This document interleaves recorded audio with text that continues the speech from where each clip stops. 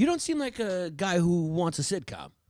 I did a sitcom. I booked a sitcom when I lived in L.A. A multicam sitcom. Yeah. I was supposed to be on 10 episodes. They cut my character after the first episode because Me Too was about to drop, and I played an office perv.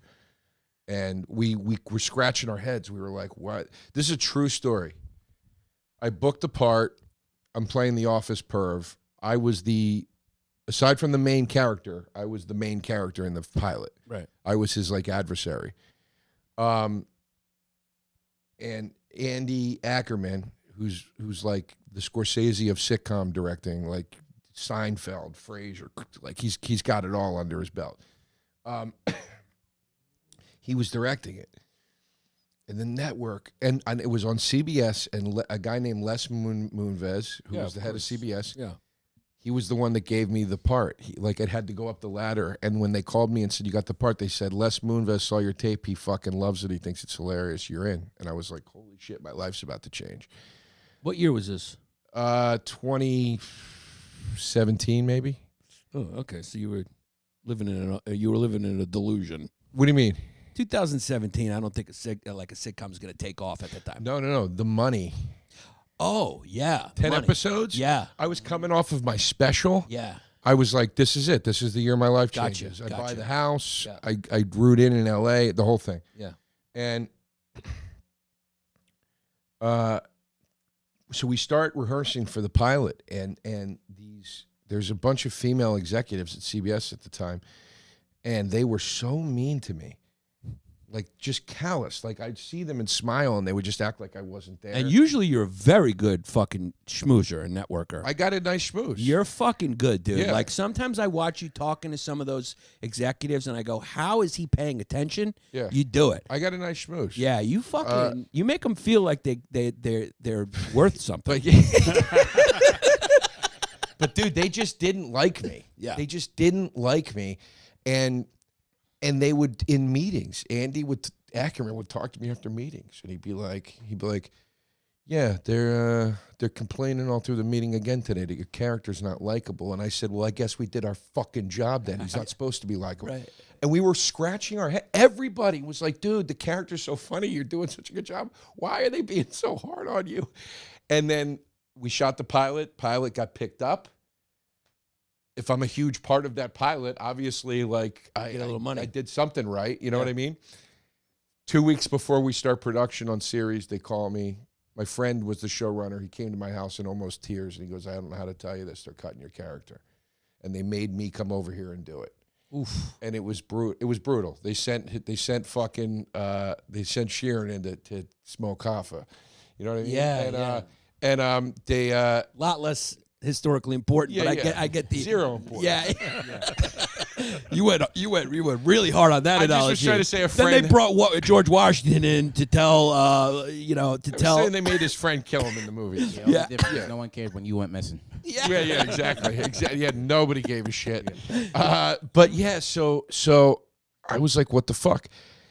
And dude, so first call I get that night, I get the news, and then that night I get a text. Sarah Gilbert, she was on it. She was like, Joe, you're going to be okay. You're fucking great. All this, right? Jay Ferguson, who was the star, he hits me from Mad Men. He's like, bro, what the fuck? Like, this is nuts. This is bullshit. David Krumholtz from All Types of Shit, he hits me. I'm like, these motherfuckers are like real actors, and they're hitting me and saying this doesn't make sense. What the fuck is going on? And then fucking Me Too hit like a month later. And Moonves was one of the fucking poster guys that went down. He apparently had a chick on staff just to blow him.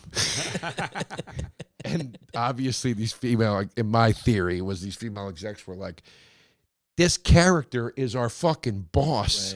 Right. And that's why they didn't like me. Because I was basically playing this guy they hated, I think. Right. And it's so funny, dude, when you think back and they go, Les Moonves loved your tape. You got the job. You're like, of course he did. Yeah. So much, especially, it's still now. It's still about timing, but so much in show business is about timing. Yeah. Like, I would say so much doesn't even do it justice. It's like, It's the whole thing. Like that sitcom is 2016, 15.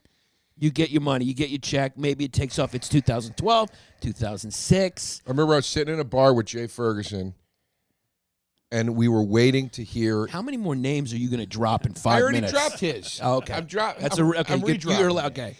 You've hit your limit. I think you can only do 10 per podcast. I was sitting in a bar with him. Yeah. It was 2 days after we shot the pilot. We were waiting to hear if it got picked up. Yeah. And we were drinking, and this was like his 5th fucking rodeo. Yeah. You know, he was on a bunch of series.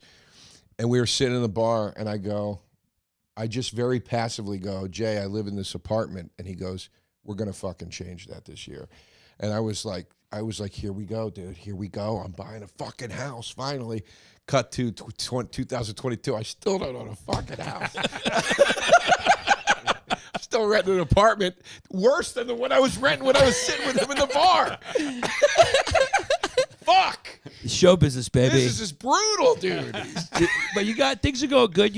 You have a successful podcast. Yeah. 2 successful podcasts. Two. Yeah. What's the other one? We'll See You in Hell, which is movie reviews that I do with Pat Walsh, but that's Patreon only, but it's great. The fans You've had that for a while. Yeah, the fans are amazing. I remember that one. It's doing very well. I remember you telling me you've had that for years. I'm proud of both my podcasts, but I'm especially proud of We'll See You in Hell, given the fact that Pat and we put that out at a time when podcasts were not making money. Yeah. And we muscled through 5 years of not making a dime. Yeah. So we earned what we're making. You know what I Yes. mean? And Taste Buds, I'm not saying we don't work hard or anything like that, but it was a little bit easier, Right. obviously. But like, But how were you able to do it? Get Taste Buds off the ground so much easier. I mean, I think because I'm popular enough that it just kind of took off. I You know? think that. Yeah, I think your popularity helped a little bit. What does Sal do something besides podcasts? I think I heard. I think I've heard he's done a few arena tours or two.